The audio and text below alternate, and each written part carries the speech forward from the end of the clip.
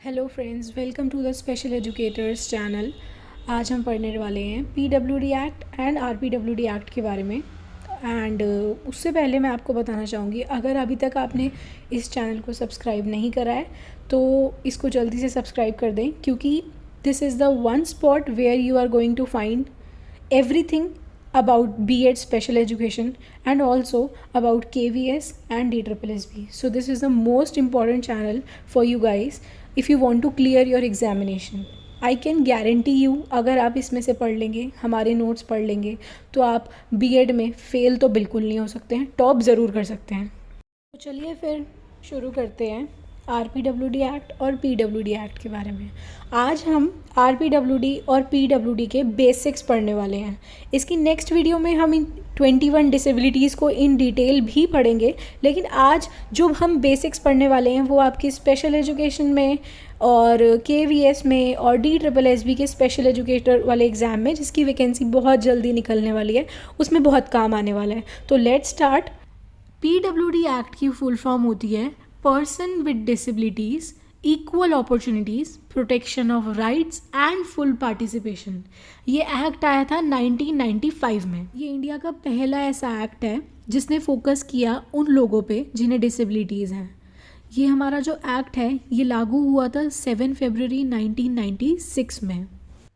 तो भाई PWD act का मेन एम था हमारा कि भाई डिसेबल लोगों को इक्वल अपॉर्चुनिटीज़ देना, उनके राइट्स को प्रोटेक्ट करना और इंश्योर करना कि भाई उन्हें पूरी पार्टिसिपेशन करने का मौका मिल रहा है सोसाइटी में। इसके साथ ही हमारी गवर्नमेंट ने इंश्योर किया कि भाई जिस भी बच्चे को डिसेबिलिटी है उसे फ्री एजुकेशन मिलेगी till the age of 18 years. 18 साल तक की फ्री एजुकेशन मिलेगी किसी इंटीग्रेटेड सेटअप में और स्पेशल स्कूल में।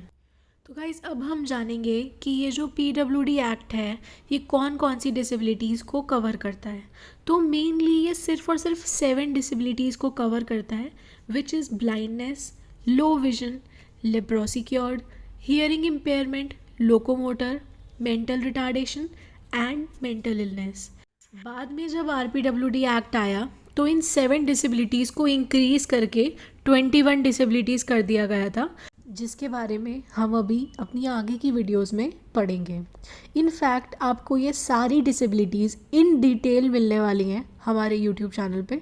तो चलिए अभी वापस आ जाते हैं अपने पीडब्ल्यूडी एक्ट पे। पीडब्ल्यूडी एक्ट की 7 डिसेबिलिटीज़ को ईजीली लर्न करने का हमारे पास एक बहुत अच्छा तरीका है, that is you can make the abbreviations. हर एक चीज़ बहुत ईजी हो जाती है if we are learning it through abbreviations. तो इसकी एब्रीविएशन है BL² HLD M²। अब हम आगे पढ़ेंगे rights and benefits provided by the PWD act. तो पीडब्ल्यूडी एक्ट जो है ये इक्वल अपॉर्चुनिटीज़ को प्रोवाइड करता है in the sector of education, employment and other public services. ये 3% गवर्नमेंट जॉब्स को रिजर्व करता है फॉर डिसेबल पीपल। और कौन कौन सी डिसेबिलिटीज़ इसमें आती हैं? Blindness, low vision, hearing and locomotor disability के लिए ये 3% गवर्नमेंट जॉब्स को रिजर्व करता है। इसके अलावा हमारी गवर्नमेंट ने बहुत सारे रिहैब सेंटर्स भी खोले for disable people to provide them the psychological support, कि भाई मॉरल सपोर्ट, इमोशनल सपोर्ट और वोकेशनल ट्रेनिंग देने के लिए। वोकेशनल ट्रेनिंग से यहाँ पे मतलब है कि भाई वो अपनी बेसिक्स अर्न कर पाएँ, फ्रॉम मेकिंग कैंडल्स और एनवेलप्स हो गए और डूइंग बेसिक मैथमेटिक्स हो गया, जिससे भाई वो कहीं सोसाइटी में स्टैंड कर पाएँ, उनकी कोई अपनी पहचान हो। इसके अलावा इस एक्ट की ये डिमांड थी कि गवर्नमेंट जो है वो डिसेबल लोगों को कुछ पेमेंट प्रोवाइड करवाएगी जिससे वो अपनी नीड्स पूरी कर सकें। अब हमने ये तो देख ली इस एक्ट की सारी अच्छी बातें। अब कुछ ऐसी भी चीज़ें थी जिसकी वजह से ये पीडब्ल्यूडी एक्ट एक फेलियर हुआ। क्या थी वो? भाई पहली बात तो ये सिर्फ और सिर्फ 7 डिसेबिलिटीज़ को रिकॉग्नाइज़ करता है। तो हमारी दूसरी बात ये है कि उन लोगों के लिए कोई पेनल्टीज़ ही नहीं है जो डिसेबल लोगों के टूवर्ड्स डिस्क्रिमिनेशन कर रहे हैं। और आज के टाइम पे तो फिर भी बहुत अवेयरनेस हो चुकी है, लेकिन पहले बहुत ज़्यादा डिस्क्रिमिनेशन किया जाता था, डिसेबल लोगों को कुछ भी नहीं माना जाता था। अब हमारी थर्ड लिमिटेशन है कि ये जो एक्ट था इसमें जो भी उन लोगों के फ़ायदे के लिए स्कीम्स शुरू करी गई वो इतनी वेल पब्लिसाइज्ड हुई ही नहीं। अब गवर्नमेंट जो है वो पैसे तो दे रही है लेकिन जिसको एक्चुअल में उसकी नीड है वहाँ तक वो बात पहुँची ही नहीं है। हमारा लास्ट पॉइंट है कि भाई ऐसा कोई सिस्टम ही नहीं था या मैकेनिज़्म ही नहीं था जिसमें जो डिसेबल इंसान है वो अपना जस्टिस सीख कर पाए, वो कंप्लेंट फाइल कर पाए उस इंसान के अगेंस्ट जिसने उसके टूवर्ड्स डिस्क्रिमिनेशन करी है। अब नेक्स्ट हम अपना शुरू करने वाले हैं rights of persons with disability act, जो कि आया था हमारा 2016 में। RPWD act brought reforms to disability rights in India. बहुत सारे चेंजेस आए RPWD एक्ट के साथ साथ and the main change was कि भाई जो डिसेबिलिटी का नंबर है अब वो 7 से बढ़कर 21 हो गया था। तो अब नेक्स्ट चीज़ हमारे लिए सबसे ज़्यादा जाननी ज़रूरी क्या है अभी कि ये UNCRPD क्या है। UNCRPD की फुल फॉर्म है United nation convention on the rights of person with disability. UNCRPD एक ऐसा इंटरनेशनल एग्रीमेंट है जो प्रोटेक्ट और प्रमोट करता है rights of persons with disability को, जिस पे इंडिया ने ऑफिशियली एग्री किया 2007 में। So now India has to follow the rules set by UNCRPD। अब ये RPWD एक्ट कहता है कि भाई जो भी लोग डिसेबल हैं उन्हें right to equal education, employment, health care और सोशल पार्टिसिपेशन मिलना ही चाहिए। अब ये इक्वालिटी प्रोवाइड करना तभी पॉसिबल है जब डिसेबल लोगों को proper assistive technology and barrier free infrastructure मिले, जैसे कि व्हील चेयर्स हो गए, रेडियो टेप्स हो गई, etc etc. There are many assistive devices and technologies which ensure equal opportunities for the disabled people. अब हम जानेंगे कि बेंचमार्क डिसेबिलिटी क्या होता है। बेंचमार्क डिसेबिलिटी का मतलब है कोई भी डिसेबिलिटी जो 40% या फिर उससे ज़्यादा है वो बेंचमार्क डिसेबिलिटी कहलाती है।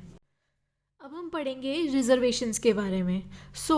RPWD एक्ट में 4% तक गवर्नमेंट जॉब्स जो हैं वो रिज़र्व होती हैं डिसेबल पीपल के लिए, जो पहले 3% थी, जो कि कब हमारे PWD एक्ट में 1995 वाले में।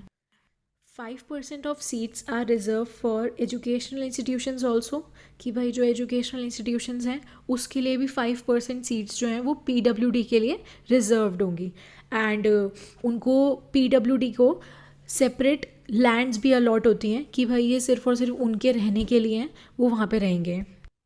डिसेबल लोगों की गरीबी रेखा को कम करने के लिए भी बहुत सारी स्कीम्स शुरू करी गई हैं by the government of India. कोई भी बच्चा जिसे बेंचमार्क डिसेबिलिटी है विच इज़ 40% और more than that has a right to free education till the age of 6 to 18 years. अब हम देखेंगे कि RPWD एक्ट में कौन कौन सी ऐसी और चीज़ें थी जो PWD एक्ट में मिसिंग थी।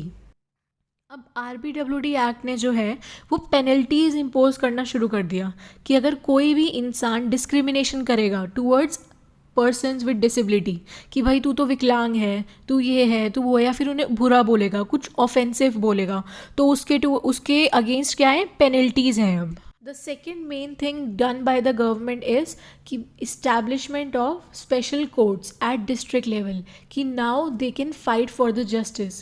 अब ये देखने के लिए कि ये जो सारे रूल्स और लॉज बने हैं ये ठीक से फॉलो हो भी रहे हैं या नहीं, इसको सबको ओवरसी करने के लिए chief commissioner at the central level and state commissioners को अपॉइंट किया गया।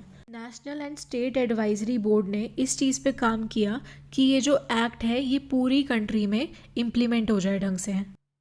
तो अब हम देखेंगे उन सारी डिसेबिलिटीज़ के नेम्स जो RPWD एक्ट के अंदर आती हैं।